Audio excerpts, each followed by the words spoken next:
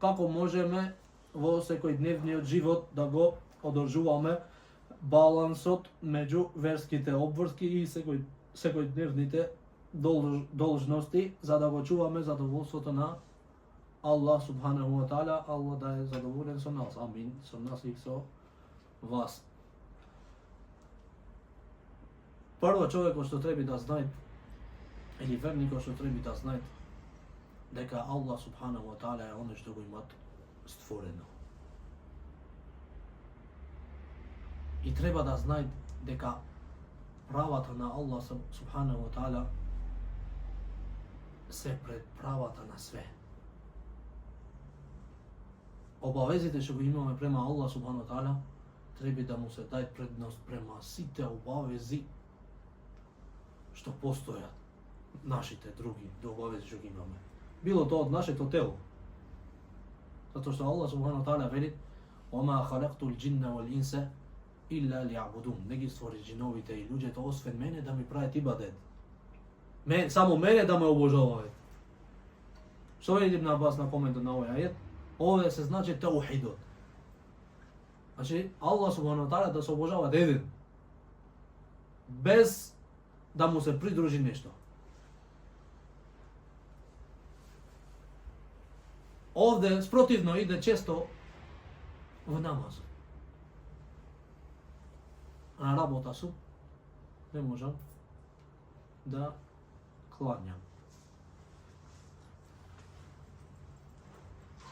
Што треба да знае верникот, дека Аллах субханаху ва таала е оној што дават обскрба. Затоа, кога ќе дојде времето на намазот, на сите други работи ќе му речеш: чекајте, сега мојот Господар ме вика. Сега е времето да се сретнам со Аллах, со мојот Господар, со оној што ми дава обскрба, со оној што ми има створено, со оној што ми има даено жена, со оној што ми има даено деца, со оној што ми има даено све, да јадам, да пијам, ми има даено сигурност, да спијам рахат.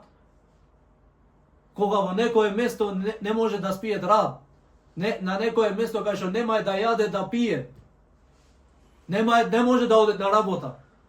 Не може да оде на работа. Тебе Аллах субханаху ва таала сите ти ги имаат исполнато овие.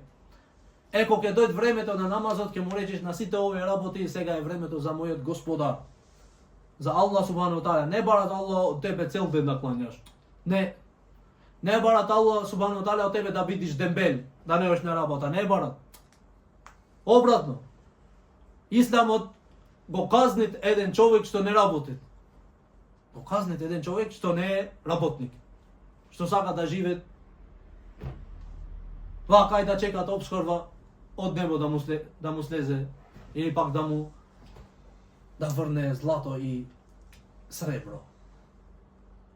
Не, кога дојде времето на намаз ќе клањаш. Затоа што Аллах субханаху ва таала вели: обавеза за верниците е да клањаат на определено време. Не можеш ти кога сакаш ти да клањаш.